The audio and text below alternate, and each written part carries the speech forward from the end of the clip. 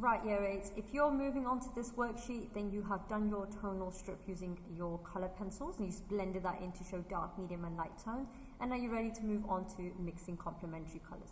Now we've got our first sets of red and green, and to know what complementary colors are, it's the colors that are opposite on the color wheel. So we've got red, opposite red is green, and our next one we've got blue and orange, which is opposite again on the color wheel, and you've got your yellow and purple, and those are the colors that are opposite each other. And colors that are opposite are your complementary colors.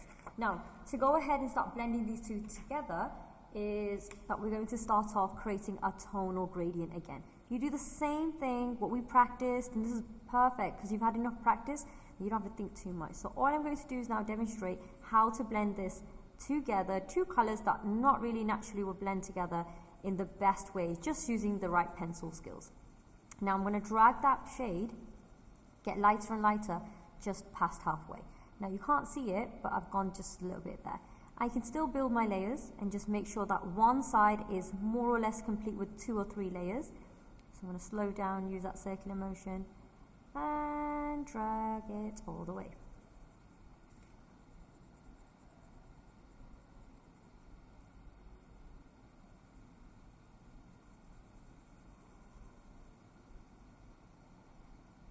Now it's really important that you don't take the color too dark and bring it all the way in. It's really important that it is just gradient. You need to make sure that your color are as gradient as you demonstrate it, and that's very, very important. I'm just going to carry on and make just the edge here dark. I'm going to make it a little bit darker, block the color off and start pressing it in on just the edge, and go ahead and fade it out. I'm just going to get lighter and lighter as I start fading outwards. And as I've done that, I'm going to do the same thing on the bottom.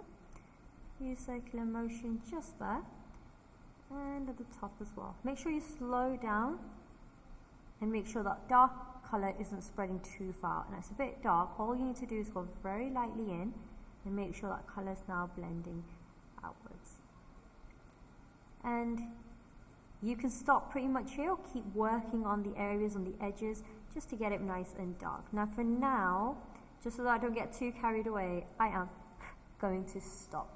Stop now and then move on to your green. Do the same thing the opposite way. You're doing 2 tonal gradients that's going to be facing each other. So let's go ahead and do that.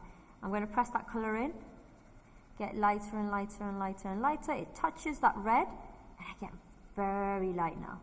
I get light and I just go past halfway and I stop.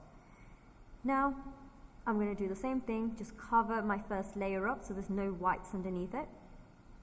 Use small circular motion, get lighter as I hit that red, get very light because you don't want any harsh marks.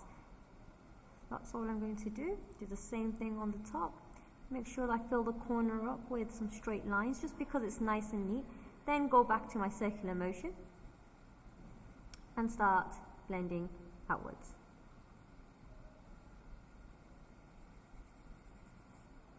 Now as I'm doing that, I'm not going to go back in here. If I go and apply some pressure now, directly, I might be too dark. So I'm going to go back to my dark section, area that's the darkest tone. Just redefine that dark color and just make sure that's blending into the other parts of the green smoothly. Right now, you can just see that dark mark there, and there's some blending happening there, and I need to blend some here as well. So all I'm going to do in a straight line, just use a little bit of pressure here, and get lighter and lighter, just fill the space on the top so there's some neatness. Be careful not to take it all away, just stop, use the edge of my pencil, the sharp edge, with a gentle circular motion, just blend it out. And that's all I'm going to do on the bottom as well.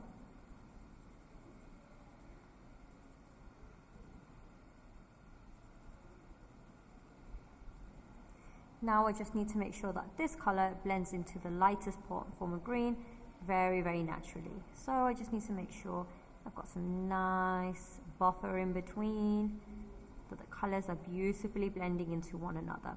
Now red and green, remember, complementary colors don't necessarily blend into each other. They complement each other. But with that being said, we are practicing our pencil skills at the beginning. So I'm just taking that green lightly over. Not too much, very, very lightly. I know the colours, the light's flashing back and forth. But just keep that in mind that I'm not taking it all the way in. I'm going to stop, go back to my red, and just make this area slightly darker. I'm not going to go in there. I'm going to go in from the darkest side, gradually bring it out, because that way I can control my pencil colour a lot better. And I'm just going to go ahead with the top and just add a little bit of a layer, just so there's a little bit of red seeping through into that as well. And just go ahead and eliminate any white spots that I don't want. Now you can stop here, you're pretty much done if you want to stop here, or you can go ahead and brighten up any areas that are white with just the block color. You can just press it down, but I'm not going to do that. First of all, it doesn't look nice, but I am going to practice that skill when I move on to that. Move on to my my harmonious color. So that'll be your video next, okay?